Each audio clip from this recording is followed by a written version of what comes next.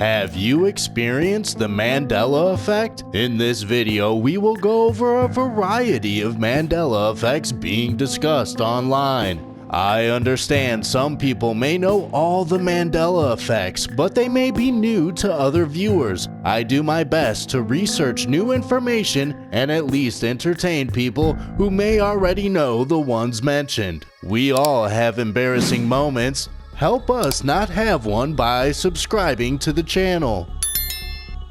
The first Mandela effect has to do with the English primatologist expert, Jane Goodall. I hate to come on here with what could very well be childhood delusions, but I am almost certain that Jane Goodall worked with mostly gorillas.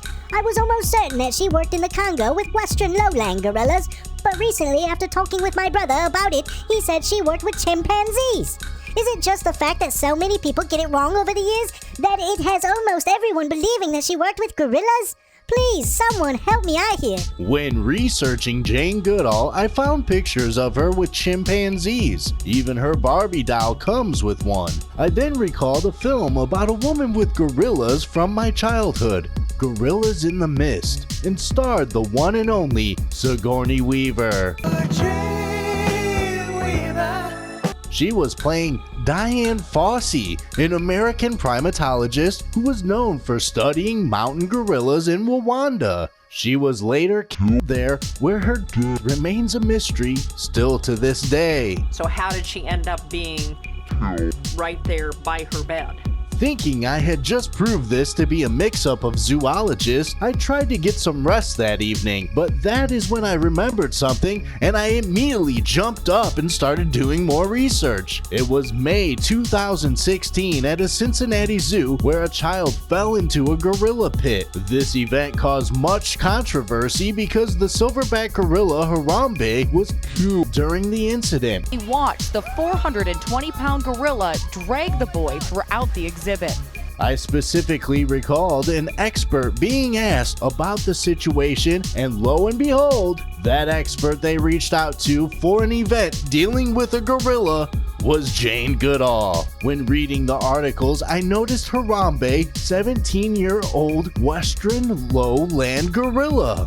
I was almost certain that she worked in the Congo with western lowland gorillas. Could this be residue of another reality where Jane Goodall was a gorilla expert? Or is there some monkey business happening here? The next Mandela effect has us looking at the logo of this late-night convenience store. Many people don't recall the N being lowercase in the word 11.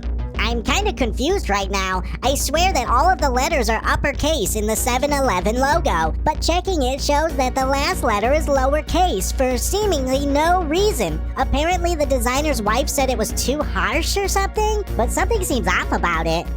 Much like the Target Mandela effect, the logo has had redesigns in the past, and this could be what is causing people to remember the logo being different. Of course, you would have to be pretty old to remember the logo from that time period, or doing some antique shopping in your spare time. That's like most people don't notice the arrow in the FedEx logo. Doesn't mean it just showed up one day. People just don't pick up on every minor design choice in every logo in a world filled with millions of them.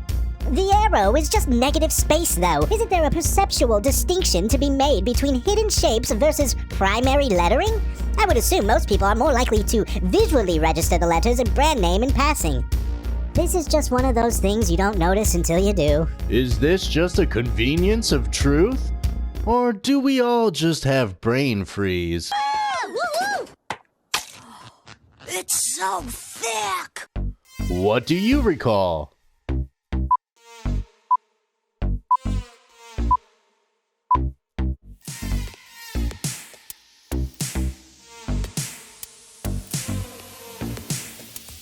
The next Mandela effect has us looking at the film 8 Mile, a movie loosely based on the life of the famous rapper Eminem. That's an awfully hot coffee pot.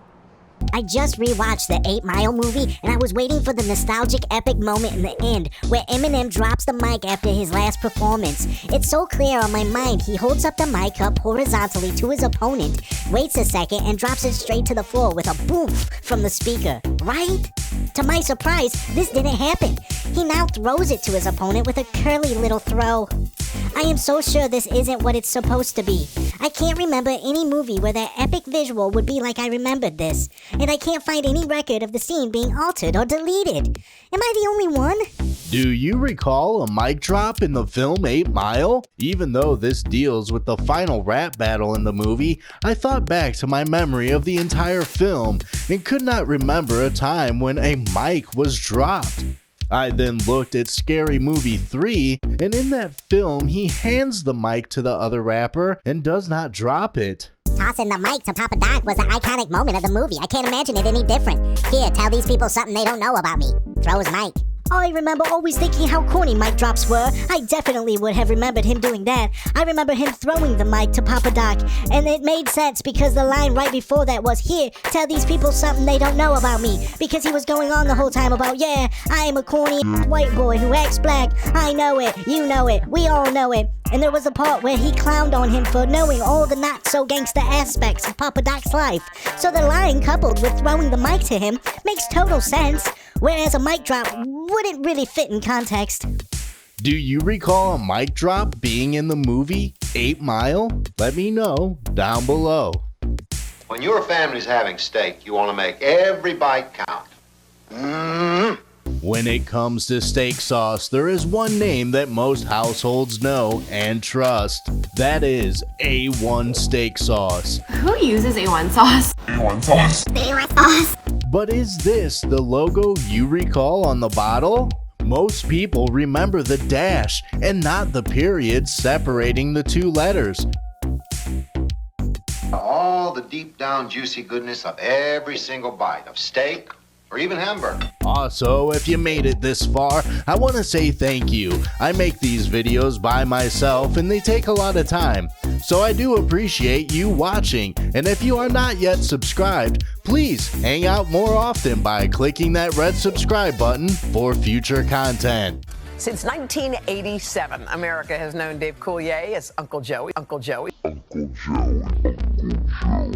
The final Mandela Effect takes us to the home of Danny Tanner, a widowed father raising his daughters with the help from Uncle Jesse, played by John Stamos, and Uncle Joey, played by the guy that Alanis Morissette wrote that song about. You wrote that song about Dave Coulier from Full House? I'm listening to the lyrics going, ooh, oh no. People talk about who that song's about, and they will continue to, and I never confirm or affirm who it's about, and I never will. Now, when you were in that theater that she references, what movie were you watching? You know who told me? Who told you? Stamos. John Stamos told. Yeah, he told me that too. The Mandela Effect focuses on his character, and more precisely his name in the TV sitcom. Many people recall him being Uncle Joey, but the main cast referred to him as Joey. Joey, we are here to kill him. Is the fact that they never called Joey Uncle Joey in Full House Mandela Effect? Because to me, it's a no-brainer. I thought they did call him Uncle Joey. Mandela Effect! If you recall him being called Uncle Joey, it could be due to him being called that in 3 episodes by Uncle Jesse. Uncle Jesse wants the twins to call him Uncle Joey out of a sign of respect. When searching in Google, it does show Uncle Jesse in the results, but not Uncle Joey. In fact, Joey was Danny's best friend. But Danny Tanner's kids did not call him Uncle Joey, and these episodes are later in the series in Season 6 and Season 8, which was the final season of the family sitcom.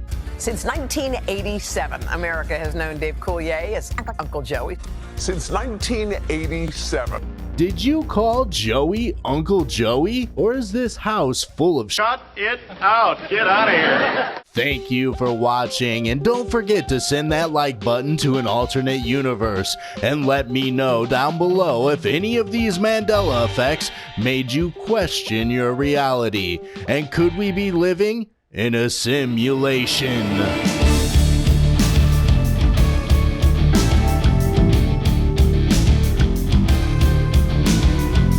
That's an awfully hot coffee pot. A1 sauce. sauce now. It's real. Yeah, I did date him. You dated him. Yes, I did. Aha!